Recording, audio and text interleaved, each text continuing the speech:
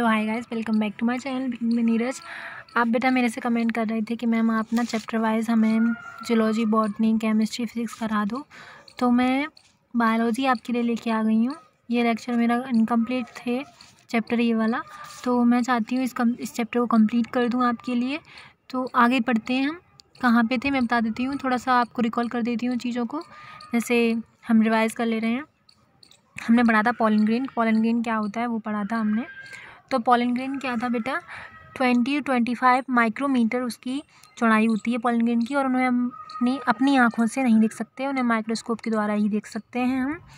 और उसके ऊपर एक आउटर कवरिंग होती है, एक इनर कवरिंग होती है। जो आउटर कवरिंग होती है उसे हम एक्साइन बोलते हैं। ओके, आउटर जो कवरिंग होती है उसको बोलते हैं एक्साइन, और जो इनर कवरिंग होती है, इनर वॉल बोल लो या फिर आप इनर वॉल, उसे बोलते हैं हम एंटाइन। ठीक है, एक्साइन किसकी बनी हुई होती है? स्पोरोपोलिन की, स्पोरोपोलिन की। और जो एंटाइन होती है वो किसकी बनी हुई होती है बेटा? एंटाइन बनी होती है सेलुलोज की, सेलुलोज की। तो ये हमने पढ़ा था। उसके अंदर हमने दो सेल्स पढ़ी थी, वेजिटेटिव सेल और जनरेटिव सेल। वेजिटेटिव सेल क्या थी? एक बिगर सेल थी। देखिए मैं दिखा दूँ आपको, जो वेजिटेटिव सेल थी वो क्या थी, एक, और एक जनरेटिव सेल। दो सेल थी आपके पास में। वेजिटेटिव सेल एक बिगर थी, एबंडेंट थी, फूड रिजर्वेशन के लिए, मतलब फूड को स्टोर करने के लिए, रक्षा करने के लिए। लार्ज और इरेगुलर शेप था उसका न्यूक्लियस का। ठीक है, तो जनरेटिव सेल कैसी थी? स्मॉल थी और फ्लोट कर रही थी cytoplasm of the vegetative cell. जो वेजिटेटिव सेल था उसकी साइटोप्लाज्म में वो फ्लोट कर रही थी। ठीक है, in over 60% of angiosperms pollen grains are shared at this two cell stage। जो सारे जो जैसे 100% कोई एंजियोस्पर्म्स हैं उनमें से जो 60% एंजियोस्पर्म्स होते हैं उनके जो पॉलन ग्रेन होती हैं उनकी शेड होती हैं 2 सेल स्टेज, मतलब 2 सेल होती हैं उसमें, वेजिटेटिव सेल और generative cell. In remaining species, मतलब जो बची हुई स्पीसीज़ हैं, जैसे 40% स्पीसीज़ बची हुई हैं, the generative cell divides methodically. Methodically जो जनरेटिव सेल होती है वो डिवाइड करती है to give rise to the 2 male gametes before pollen grains are shed 3 celled stage. वो पॉलन ग्रेन में शेड होने से पहले, 3 सेल्ड स्टेज में शेड होने से पहले माइटोटिकली वो डिवाइड करती है। ठीक है, to give rise 2 male gametes को देने के लिए। तो ये आपका क्या था? ये आपका पूरा ओवरऑल जो एक होता है रिवीजन, क्विक रिवीजन, वो हो गया आपका। ठीक है, माइटोटिकली डिवीजन मैंने बता दिया आपको। माइटोटिकली डिवीजन वो होता है बेटा जिसमें हम 2n से 2n ही बनाएंगे। ठीक है, 2n सेल से 2n सेल ही बनेंगी। और जो मियोसिस होता है, मियोसिस होता है वो होता है बेटा 2n से फर्दर n में कन्वर्ट होना। ठीक है, तो ये मियोसिस होता है, ऊपर वाला माइटोसिस हो जाता है। आगे चलो हम पढ़ लेते हैं अभी आगे क्या बोल रहे हैं ये। Pollen grain of many species cause severe allergies. तो कुछ पॉलन ग्रेन होते हैं, कुछ स्पीसीज होती हैं पॉलन ग्रेन्स की जो हमें ना सीवियर एलर्जी पैदा कर देती हैं। ठीक है, जैसे ये वाली लाइन है आपके लिए, सीवियर एलर्जीज एंड ब्रोंकियल, जो ब्रोंकियल होते हैं, bronchial afflictions in some people often leading to chronic respiratory disorders जैसे अस्थमा, ब्रोंकियाइटिस। तो ये क्या है बेटा, कुछ स्पीसीज़ होती हैं पॉलन ग्रेन्स की जो आपको एलर्जी, हमें या किसी और को भी, जो सीवियर एलर्जीज करती हैं। ब्रोंकियल अफेक्शन हो जाता है। जैसे ब्रोंकियल क्या होता है बेटा, लंग्स होते हैं, लंग्स में क्या है आपको पता है, ब्रोंकाई होती हैं, ब्रोंकियल होता है, ब्रोंकियाई होती हैं, फिर एल्वुलाई होती हैं। ठीक है, तो ये सारी चीज़ें आपकी लंग्स में होती हैं। जैसे आप ट्रेकिया के बाद में ब्रोंकियाई आ जाती हैं हमारी, तो उसमें क्या है, सीवियर इन्फेक्शंस हो जाते हैं एलर्जी की वजह से। जैसे किसी को डस्ट से एलर्जी होती है, तो किसी को परफ्यूम से एलर्जी होती है, किसी को हाई फ्रेगनेंस से एलर्जी होती है, तो वैसे ही किसी किसी को पॉलन ग्रेन से भी एलर्जी होती है। ठीक है, तो इससे कौन सी बीमारियां हो सकती हैं पॉलन ग्रेन से? क्रोनिक रेस्पिरेटरी डिसऑर्डर्स हो सकती हैं। जैसे क्रोनिक क्या होता है, दो चीज़ें होती हैं देखो, एक होता है एक्यूट डिसऑर्डर, ठीक है, और एक होता है क्रोनिक डिसऑर्डर। दो टाइप के डिसऑर्डर होते हैं आपके। तो एक्यूट डिसऑर्डर वो होता है जो पहली बार आपको वो इन्फेक्शन हुआ हो, जैसे रेस्पिरेटरी डिसऑर्डर आपको हो गया तो पहली बार हुआ हो, जैसे लंग्स में प्रॉब्लम हुई है तो फर्स्ट टाइम आपको लंग्स में प्रॉब्लम हुई है और आपने जल्दी जाके डॉक्टर से कंसल्ट कर लिया, जैसे फर्स्ट अटैक बोल सकते हो आप, ठीक है, first attack of any disorder, ठीक है। अब वो किसी का भी हो सकता है। तो एक्यूट डिसऑर्डर होता है और दूसरा होता है क्रॉनिक। तो क्रॉनिक में क्या होता है बेटा, क्रॉनिक में मैनी मल्टीपल टाइम्स आपको अटैक आ चुके होंगे, many attacks of any disorder, ठीक है। तो किसी भी बीमारी के आपको मल्टीपल टाइम्स अटैक आ चुके होंगे, मतलब मल्टीपल टाइम्स आप उससे पीड़ित हो चुके होंगे, उसको बोलते हैं क्रॉनिक डिसऑर्डर्स, ठीक है। एक्यूट डिसऑर्डर्स वो होते हैं जो फर्स्ट टाइम में ही आपको, एक टाइम में ही आपको अटैक हुआ हो उस बीमारी का, ठीक है। तो ये हो गया आपका डिसऑर्डर्स। तो इसमें जो पॉलन ग्रेन से एलर्जी होती है उसमें अस्थमा और ब्रोंकाइटिस आपको हो जाता है। अस्थमा वो होता है बेटा, जैसे आपको पता है जैसे हम सांस लेते हैं तो उससे उसमें हमें प्रॉब्लम होती है, हमें इनहेलर की ज़रूरत पड़ती है, इनहेलर, ठीक है। इनहेलर तो आपने सुना होगा, इनहेलर,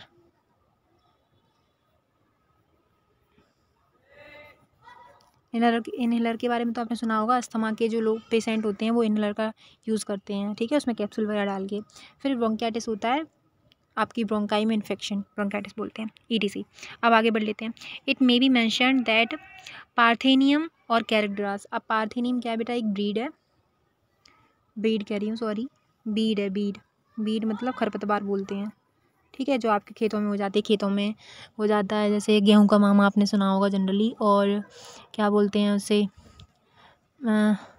बिसकपरा वगैरह हो जाता है ना खेतों में, आपने सुना होगा, आप गांव के हैं तो अब इसी बात आपको थोड़ा सा समझ में आ जाएगा, अगर गांव के साइड से हैं आप तो वो खेतों में हो जाती है, वो चीज़ क्या है, वो उसे ही हम बीड बोलते हैं, ठीक है। तो पार्थेनियम क्या है, एक बीड है, जैसे हम कैरेट ग्रास भी बोलते हैं, और कैरेट ग्रास आप डाल के देख लेना गूगल पे, मैं दिखा दूंगी आपको। जैसे गाजर होती है ना, गाजर आपने देखा होगा, आपने तो खाई होंगी गाजर, तो मैंने तो उसके जो उगते हैं, पेड़ उगते हैं, ज़मीन में उगती हैं, अंदर मिट्टी में गाजर उगती हैं, ठीक है। और वो क्या होते हैं, एडवेंटिशियस रूट्स होती हैं। उसके बाद में फिर आप देखो, और आपकी जो स्वीट पोटैटो होता है वो भी आपका एडवेंटिशियस रूट में आता है, ठीक है। तो ये चीज़ें क्या है, कैरेट की जो ऊपर का तना होता है, तना मतलब कुछ भी बोल सकते हो आप, उसे बाहर निकलते हैं, जो ज़मीन से ऊपर होता है वो होता है कैरेट की तरफ डिक्टो वैसी दिखती है ये घास, ठीक है। That came into India as a contaminated with important wheat has been ubiquitous it in occurrence and causes pollen allergy, ठीक है। अभी जो एम्बिक्विटस का मीन है बेटा, इसका मीन एम्बिक्विटस का मीन होता है कि विजाती है, विदेशी है, सॉरी विदेशी है,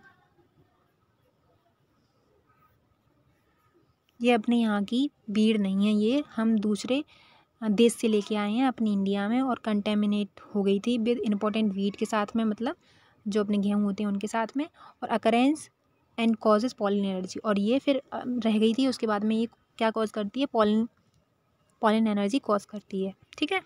तो ये आप मेंशन याद रखना कि आपकी जो पार्थेनियम है वो क्या है, एक कैरेट ग्रास है, और वो किस में आती है, पॉलन ग्रेन की जो एलर्जी में जो डिसऑर्डर्स होते हैं पॉलन ग्रेन से उसमें आती है, ठीक है। आगे बढ़ लेते हैं। आगे क्या है, pollen grains are rich in nutrient. तो पॉलन ग्रेन क्या होते हैं, रिच होते हैं न्यूट्रिशन में, उनमें सबसे ज़्यादा न्यूट्रिशन पाया जाता है पॉलन ग्रेन्स में। It has become a fashion in recent years to use pollen tablets as food supplement. तो ये क्या एक फ़ैशन हो गया है अभी रिसेंट ईयर्स में, टू यूज़ पॉलन टैबलेट को हम यूज़ कर रहे हैं एज अ फूड सप्लीमेंट, मतलब फूड के सप्लीमेंट की तरह। जैसे अब न्यूट्रिशन की कमी है हमें, तो जिस भी न्यूट्रिशन की कमी होगी तो हम क्या करेंगे, पॉलन ग्रेन्स के जो टैबलेट्स होंगी उनको हम फूड सप्लीमेंट की तरह खाएंगे, उन्हें लेंगे, ठीक है। जैसे ये दिख रहा होगा आपको नीचे ये चीज़, तो बहुत सारी चीज़ें हैं इसमें, देखिए पॉलन टैबलेट्स हैं फ्रॉम इंग्लैंड, ठीक है, 30 टैबलेट हैं इसमें 30 टैबलेट्स हैं इसमें, ठीक है। और बाकी पॉलन प्रोडक्ट्स भी आपके हैं, देखो हनी है आपके पास में, क्रीम है, शेक है, एनर्जी शेक, और पॉलन इसमें सिरप है, बाकी और भी चीज़ें होती हैं। तो ये सारे पॉलन की जो पॉलन होते हैं ना, पॉलन ग्रेन्स होते हैं, उनसे बनी हुई है, ठीक है। उसके बाद में देखो इन वेस्टर्न कंट्रीज़ जो वेस्टर्न कंट्री है हमारी, अ large number of pollen product in the form of tablets. तो जो पॉलन प्रोडक्ट होते हैं किसके फॉर्म में लिए जा रहे हैं, वो टैबलेट के फॉर्म में लिए जा रहे हैं एंड सिरप्स के फॉर्म में लिए जा रहे हैं, are available in the market. Syrups और टैबलेट के फॉर्म में वो अवेलेबल है मार्केट में। Pollen pollen consumption has been claimed to increase the performance। अब pollen का कंजप्शन क्या होता है बेटा, देखो मैं आपके लिए बड़ा कर ले रही हूँ। कंजप्शन क्या होता है, कंजप्शन होता है कि आप उन्हें ले रहे हो, जैसे अपने लोग खाना खाते हैं ना, वैसे ही हम उसे ले रहे हैं, ओवरडोज ले रहे हैं। कंजप्शन मतलब उन्हें हम डेली बेसिस पे यूज़ कर रहे हैं, ठीक है। हैज़ बीन क्लेम्ड का मतलब होता है कि हम दावा करते हैं, क्लेम का मतलब होता है दावा, ठीक है। दावा करते हैं to increase the performance of athletes and race जो होते हैं ना, रेस हॉर्सेस, कि हम दावा करते हैं कि वो आपकी जो एथलीट होते हैं उनकी परफॉर्मेंस को इन्हेंस करेगा, और जो रेस के घोड़े होते हैं उनकी भी परफॉर्मेंस को वो इन्हेंस करेगा। जैसे रेस की जो रेस लगाते हैं घोड़े, आपने देखा होगा, घोड़ों की भी रेस होती है, और एथलीट्स होते हैं जैसे क्रिकेट वगैरह खेलते हैं लोग और फुटबॉल वगैरह खेलते हैं, तो उनकी परफॉर्मेंस को इन्हेंस करने के लिए भी हम पॉलन ग्रेन्स का यूज़ कर रहे हैं एज अ फूड सप्लीमेंट और एज अ टैबलेट और सिरप की फॉर्म में। लेकिन ये सब ठीक नहीं है उनके लिए। वो उनके लिए ना एक डोपिंग टेस्ट होता है, जो एथलीट्स होते हैं ना बेटा, एथलीट्स होते हैं उनके लिए डोपिंग टेस्ट, आपने सुना होगा डोपिंग टेस्ट, उनको डोपिंग टेस्ट कराया जाता है। उसमें पता किया जाता है कि किसी भी एथलीट ने, किसी भी क्रिकेटर जो होते हैं लोग, उन्होंने कोई भी आपने सप्लीमेंट तो नहीं लिया है अपनी परफॉर्मेंस को इन्हेंस करने के लिए, ठीक है। तो डोपिंग टेस्ट उसी को बोलते हैं, डोपिंग टेस्ट लिख दे रही हूँ यहाँ पे, ये होता है डोपिंग टेस्ट। जैसे कि अगर किसी ने किया होगा तो उसका जो एथलीट का जो आगे का जो करियर है वो ख़राब हो जाएगा, या उसने सप्लीमेंट लिया होगा, और नहीं लिया होगा तो आप इजीली किसी भी जो स्पोर्ट्स है उसमें आप भाग ले सकते हो और इजीली आप पार्टिसिपेट कर सकते हो उसमें, ठीक है। आगे चलो, आगे बढ़ते हैं हम। आगे ये है when once they are shed, क्या होता है, कौन शेड हो रहे हैं, जब पॉलन ग्रेन क्या हो जाते हैं, when once they are shed, झड़ जाते हैं। Pollen grains have a land on a stigma, तो वो कहाँ पे लैंड करते हैं, स्टिग्मा पे। अब स्टिग्मा क्या है, स्टिग्मा वो है जो फूल होता है ना अपना, तो मैंने बताया था स्टिग्मा, स्टाइल, ओवरी, 3 चीज़ होती हैं, और एक होता है एंथर और फिलामेंट। तो ये होता है एंथर फिलामेंट मेल पार्ट होता है, और स्टिग्मा, स्टाइल, ओवरी वो फीमेल पार्ट होता है, ठीक है। तो क्या करते हैं पॉलन ग्रेन्स, क्या करते हैं, लैंड करते हैं, मतलब गिरते हैं स्टिग्मा पे, before they lose viability. Viability का मतलब होता है बेटा, जैसे एक होता है जनरेशन को आगे बढ़ाने वाली चीज़, जैसे आप कोई स्पर्म है, जैसे मेल स्पर्म में ले रही हूँ मैं, मेल में चली जा रही हूँ, वुमेन्स में चली जा रही हूँ, तो जो स्पर्म होता है उसकी जो वायबिलिटी होती है, वायबिलिटी होती है, ठीक है, वायबिलिटी कितनी होती है, वो 72 हावर होती है, हावर लिख दे रही हूँ मैं, ठीक है। वायबिलिटी का मतलब होता है कि जनरेटिव, वो एक चीज़ को मतलब जनरेट कर सकते हैं किसी भी नई फॉर्म में, या नए ऑर्गेनिज्म में, या नए ऑफस्प्रिंग में, नए सेल में, ऐसे बोल सकते हो। तो 72 हावर की उसकी कैपेबिलिटी होती है कोई नया जीवन बनाने के लिए, मतलब नई जीव बनाने के लिए।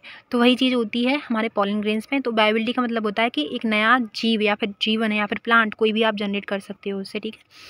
तो before they lose viability if they have to bring about fertilisation, अगर वो फर्टिलाइजेशन कर लेता है तो वो अपनी वायबिलिटी ना खोए, उससे पहले वो लैंड हो जाता है किस पे, स्टिग्मा पे। अब आगे बढ़ते हैं, देखो लिखा हुआ है how long do you think, question पूछ रही है एनसीईआरटी हमसे कि how do you think the pollen grains retain viability. तो वो पूछ रही है कितने दिनों तक आपके जो पॉलन ग्रेन है वो वायबिलिटी को रिटेन कर सकते हैं, मतलब रख सकते हैं। तो डिफरेंट टाइप के प्लांट्स हैं, आपको पता है, डिफरेंट टाइप की स्पीसीज़ हैं, आपको पता है, तो डिफरेंट टाइप का ही आपका जो वायबिलिटी पीरियड होगा, टाइम पीरियड होगा, वो भी डिफर करेगा, ठीक है। The period for which pollen grains remains viable is highly variable, ठीक है, हाईली वेरिएबल, देखो यहाँ पे बोल रहा है वो क्या, हाईली वेरिएबल है, हाईली वेरिएबल है, ठीक है। उनकी जो वायबिलिटी होती है वो हाईली वेरिएबल होती है, मतलब किसी भी स्पीसीज़ की सेम नहीं होती है। And to some extent depends on prevailing temperature and humidity. तो सम एक्सटेंट क्या होता है बेटा, कुछ स्पीसीज ऐसे होती हैं जो आपकी जो ह्यूमिडिटी होती है, ह्यूमिडिटी और टेम्परेचर पे वो डिपेंड करती हैं कि आपकी जो वायबिलिटी है वो कितने दिनों तक चलेगी, ठीक है। In some cereals such as rice and wheat, कुछ सीरियल्स होते हैं, कुछ सीरियल्स मतलब कुछ सीरियल्स का मतलब क्या होता है, अनाज, जैसे राइस हो गया आपका, राइस हो गया, व्हीट हो गया, तो उसके पॉलिंग ग्रेन्स कैसे होते हैं, lose viability within 30 minutes. तो वो अपनी वायबिलिटी कितने मिनटों में खो देते हैं, वो 30 मिनट में अपनी वायबिलिटी खो देते हैं इन देयर रिलीज। रिलीज मतलब जैसे ही वो झड़ते हैं अपने पॉलिन ट्यूब से, ठीक है, या फिर एंथर से, जो भी बोल सकते हो आप। And in some members of Rosaceae, अब देखो in some members of Rosaceae, Rosaceae में कौन कौन आता है बता सकते हो आप मुझे। रोजेसी में आता है आपका स्ट्रॉबेरी, एप्पल, ठीक है, लिख दे रही रोजेसी फैमिली, ये फैमिलीज़ होती हैं, ठीक है, ये एक फैमिली है, रोजेसी क्या एक फैमिली है, ओके।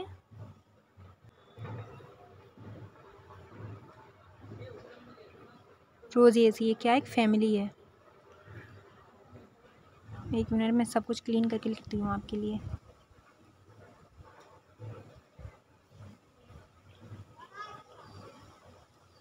फैमिली, ये तीनों फैमिली हैं, ठीक है,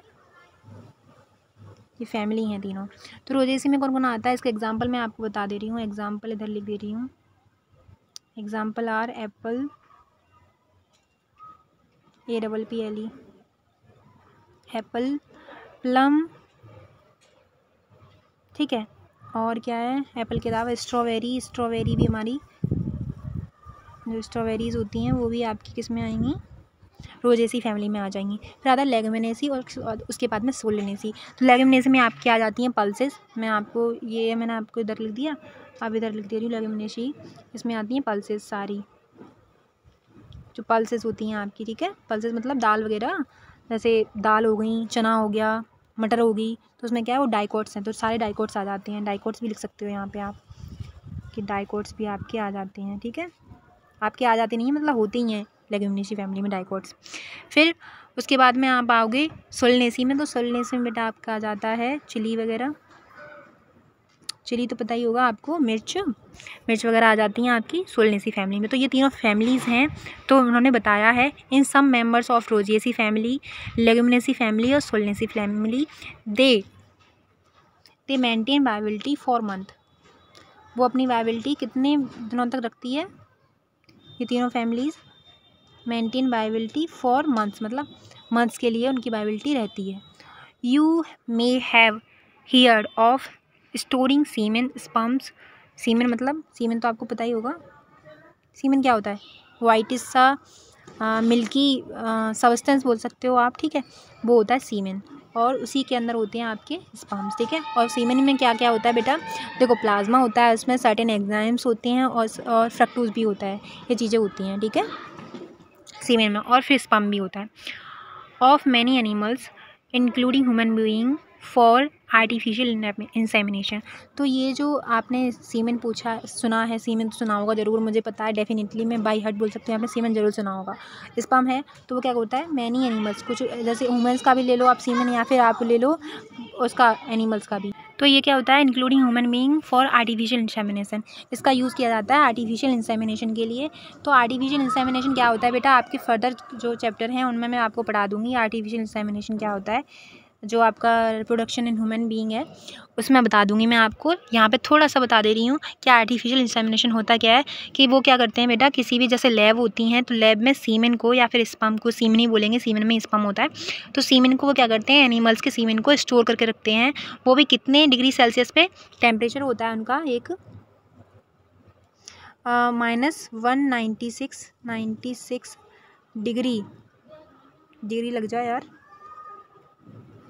डिग्री सेल्सियस पे वो स्टोर करके रखते हैं सीमेन को, किस लिए, कि आर्टिफिशियल इंसेमिनेशन करा सके, मतलब किसी भी गाय में या फिर भैंस में या फिर क्या बोलते हैं, जो भी चीज़ें होती हैं उनमें अच्छा सीमेन वो रखते हैं स्टोर करके अपने लैब में। उसके बाद में अगर कोई भी इंसान कहता है कि हमें इंजेक्शन के थ्रू अपनी गाय को या भैंस को फर्टिलाइज़ करवाना है, तो वो सीमेन को डॉक्टर्स ले जाते हैं और आर्टिफिशियली मतलब बिना किसी, जैसे अब भैंस है तो उसके लिए वो होता है भैंसा होता है, गाय होती है, गाय के लिए वो होता है ऑक्स, तो वो होता है नेचुरली, इंसेमिनेशन करवा लो आप, ठीक है। आर्टिफिशियली मतलब होता है वो इंजेक्शन में आपके लैब से लेके आएंगे उसके सीमेन को, वहाँ पे भैंसा का या फिर ऑक्स का जो बैल होता है उसकी ज़रूरत नहीं होती है, तो वो अपने इंजेक्शन के थ्रू उसमें वो कर देते हैं, इंसर्ट कर देती हैं सीमेन को, वो होता है आर्टिफिशियल इंसेमिनेशन, ठीक है।